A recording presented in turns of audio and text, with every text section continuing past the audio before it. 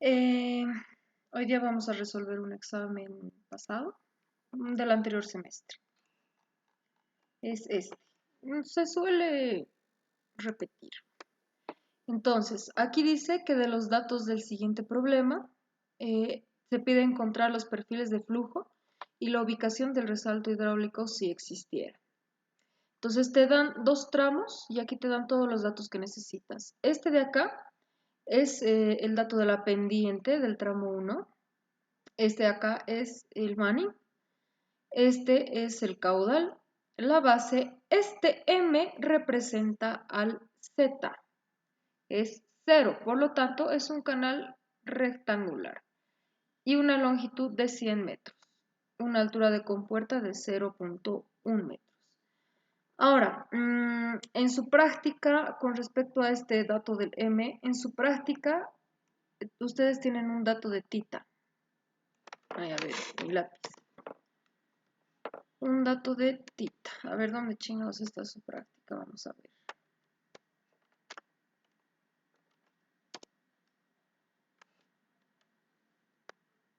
Me estaban preguntando hace ratito qué representaba este dato.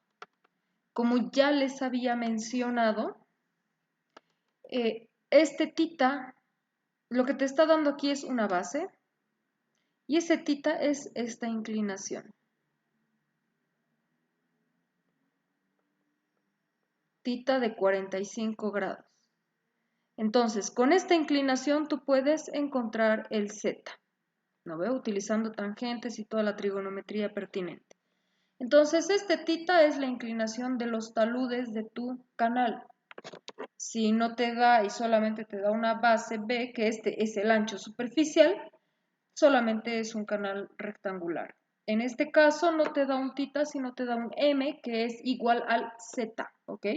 Entonces, este M por lo general siempre va a ser 0 en los exámenes, porque el doctor siempre dice que en parciales nunca mete secciones trapezoidales, y les adelanto, para el final tampoco, pero para el final hay que hallar algunas otras cosillas más, o sea, tiene sus trampitas. Ahora,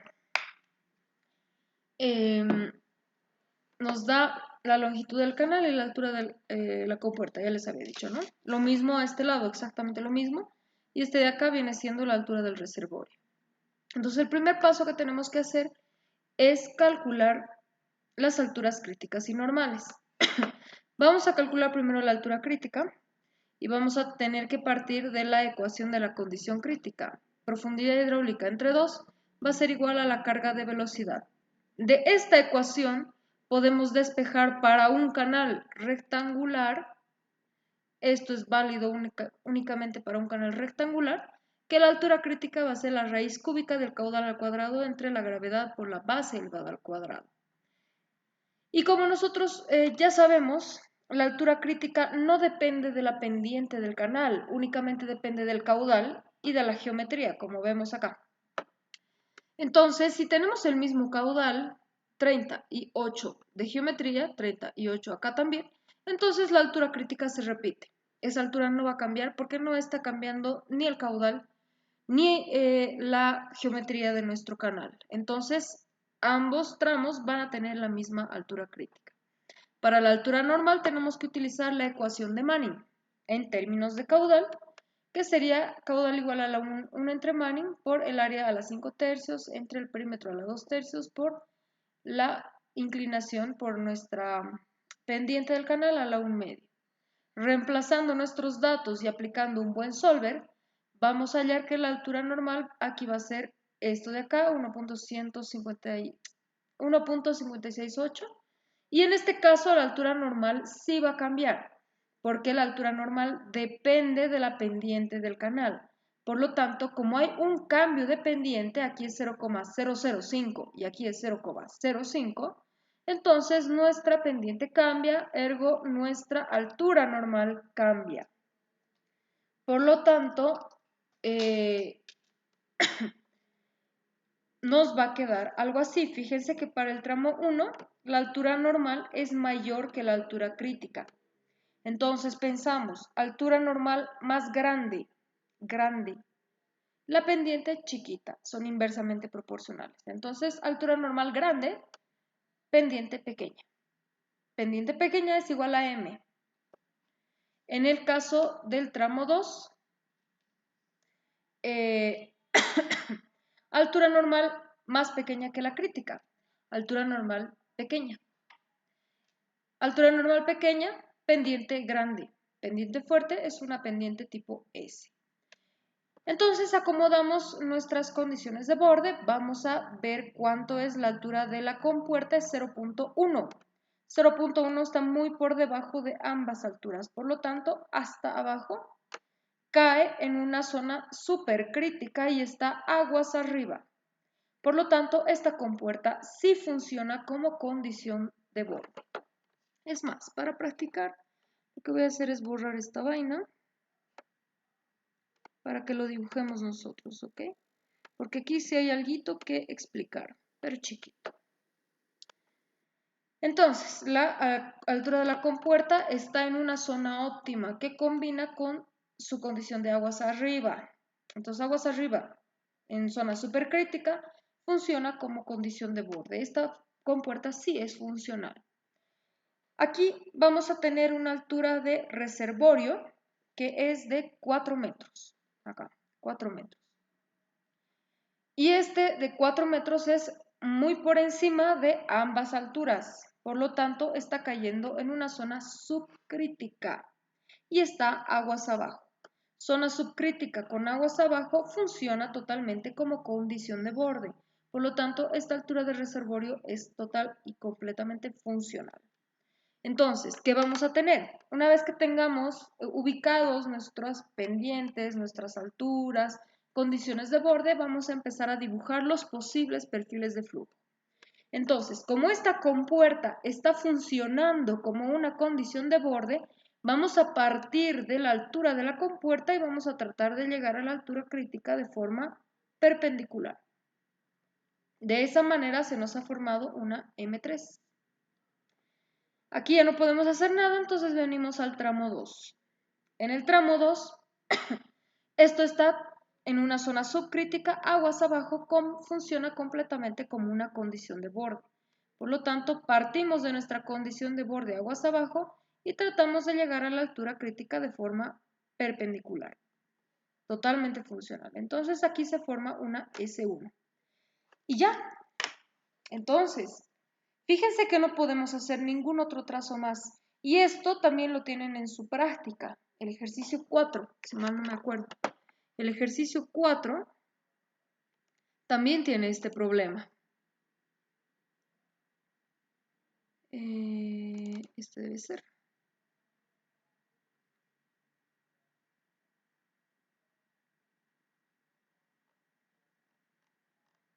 Ejercicio 2. El ejercicio 3 y aquí el 4. En este ejercicio también se tiene este problema. En este ejercicio del ejercicio 4 tenemos toda esta configuración, ya después de hacer todos los cálculos y acomodar todas las condiciones de borde. En este caso, la compuerta está en una zona supercrítica y está aguas arriba, por lo tanto sí funciona como condición de borde. Partimos de la altura de la compuerta y tratamos de llegar de forma asintótica a la altura normal. Llegamos con una alturita acá, que está en una zona subcrítica, y para el tramo 2 es aguas arriba, zona supercrítica, mejor dicho, y aguas arriba. Funciona como condición de borde para el tramo 2. Partimos de esta alturita de agua y tratamos de llegar a la altura crítica de forma perpendicular. Lo mismo acá, tenemos una altura de reservorio que está en una zona subcrítica y está aguas abajo, por lo tanto sí funciona como condición de borde y dibujamos esa S1. Pero en este caso tampoco tenemos, o sea, ahorita solamente tenemos esta S3, esta M3 y esta S1. Muy parecido a lo que sucede con este caso. No vemos cómo demonios conectar esos dos tramos. ¿Y ahora qué diablos hacemos? Pues cuando tenemos este tipo de casos, que lo mismo sucede en su práctica, aquí no tenemos como chingados, vamos a conectar el tramo 2 con el tramo 3. porque solo tenemos S1, M3 y S3. ¿Qué hacemos? Pues no entramos en pánico, o sea, si esto les saliera en el examen, seguramente levantarían la mano y me preguntarían, y yo, porque soy buenita, les diría la respuesta. Pero lo que ustedes tienen que saber acá y haber estudiado es las condiciones de el teorema de Jagger. Cuando tenemos este tipo de casos, no hay que alarmarse, no hay que asustarse y hay que recordar el teorema de Jagger. El teorema de Jagger que nos dice que cuando ya no tienes condiciones de bordes funcionales para dibujar tus alturas, tus perfiles, tienes que aplicar que la altura crítica para un flujo subcrítico, la altura crítica va a funcionar como condición de borde en la última sección de tu canal. En este caso, hemos agotado todas las subcríticas. No podemos tener otra subcrítica porque más allá de esta vaina es ya supercrítico. Entonces, digo, ya es subcrítico. Aquí hemos agotado todas las supercríticas. De aquí para arriba ya son todas las subcríticas. Entonces, para una subcrítica, Jagger te dice que agarres tu altura crítica como condición de borde en la última sección de tu tramo. Acá, donde termina el tramo. Entonces, partes de acá como condición de borde y tratas de llegar a la altura normal de forma asintótica, si tu pulso te lo permite. Ahí, digamos. Ahí está. Se forma esa en M2. En este caso, tenemos todas las subcríticas cubiertas. Ya no podemos tener más subcríticas porque a partir de aquí abajo ya son puras supercríticas. ¿Qué dice Jagger? Jagger dice que tienes que tomar tu altura crítica como condición de borde en la primera sección de tu tramo. O sea, aquí, en el primer puntito de tu tramo, la altura crítica como condición de borde. Partimos de ahí, tratamos de llegar a la altura normal de forma asintótica. Ahí vamos a tener esta S2. De esa forma, y dibujando las secuentes, porque hay que dibujar las secuentes de todas las supercríticas. Entonces, agarramos esta supercrítica M3, le vamos a dibujar su secuente como un reflejo espejo. Y aquí es donde les voy a mostrar que no es exactamente un reflejo espejo. Ahorita me he fijado en eso. No es exactamente un reflejo espejo, pero lo podemos dibujar así porque esta es una aproximación inicial que hacemos. Y lo mismo para esta S2 que también es una supercrítica, su reflejo espejo. Ahí va, algo así, no importa. Entonces, ¿qué es lo que va a pasar? Fíjense que el resalto hidráulico se va a dar donde la subcrítica, ¿sí? La subcrítica se intersecte con la secuente. Subcrítica consecuente se va a dar acá el resalto hidráulico. Lo propio acá. La subcrítica S1 se intersecta con la secuente de esta S2. Aquí se va a dar el resalto hidráulico. Entonces, lo que va a suceder es que el agüita va a salir y va a empezar a resaltar. Entonces, va a tomar este camino de la M2, luego va a bajar hasta la S2 y vamos a tener aquí una pequeña caidita hidráulica por este cambio de subcrítico a supercrítico. Y vamos a tener otro resalto hidráulico. Y va a tomar la S1 hasta llegar al reservorio.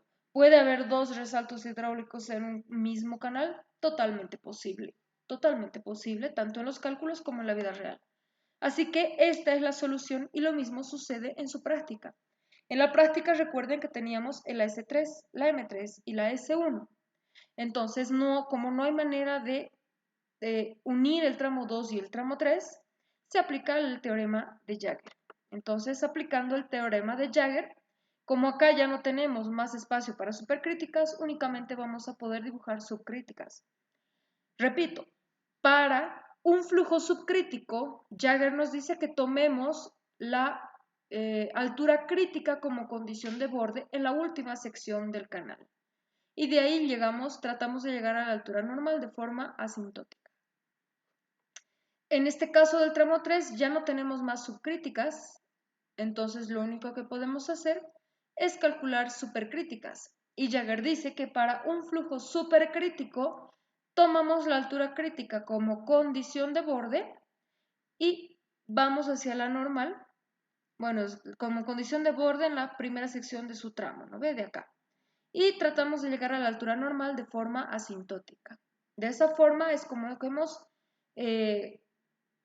conectado el tramo 2 y el tramo 3. Entonces pasa lo mismo. Aquí si dibujamos la secuente de la M3 y la secuente de la S2 también tendría que estar dibujado por si las moscas. De hecho, aquí me falta dibujar, no sé por qué chingos no la he dibujado. Tal vez esta ya es la respuesta. No, es mi... tal vez lo he hecho en Excel. Tal vez lo hice en Excel, pero aquí está un poquito más completo.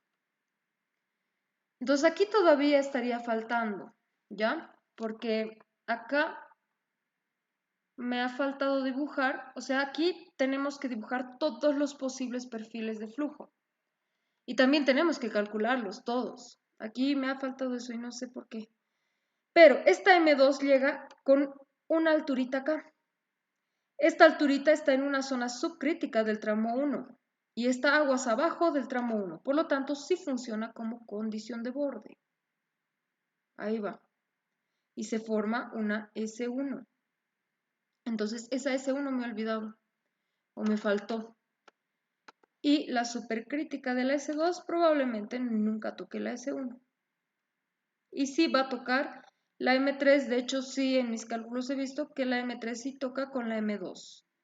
Entonces ahí se intersecta. Lo que sucede es que, en efecto, en la realidad no existe la S1. Lo que pasa es que vamos a pasar por la S3, resalta justamente acá y toma la M2 directo sin tocar la S1. Entonces, este estaría de más, pero sí nos sirve de apoyo porque no sabemos realmente si el resalto está acá o si está acá. Si esta secuente intersecta con la S1. No sabemos realmente. ¿Dónde vamos a saber? En nuestros cálculos. Por eso es importante calcular todos los perfiles de flujo posibles. Porque si no calculaba la S1, ¿dónde iba a estar el resalto? Tenemos que calcular. Entonces, esta M2 va a bajar acá. La secuente acá está dibujada, pero no se nota mucho. Lo voy a repasar. Esta secuente de esta S2, ahí va. Y viaja por la S2 hasta que empieza a resaltar y toma la S1.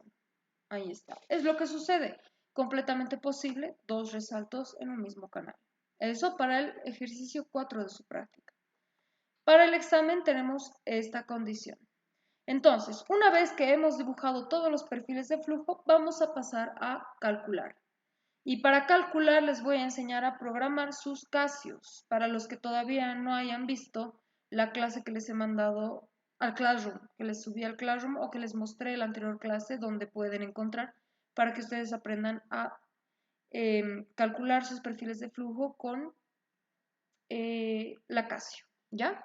¿Hasta aquí alguna pregunta? Voy a tomar agüita.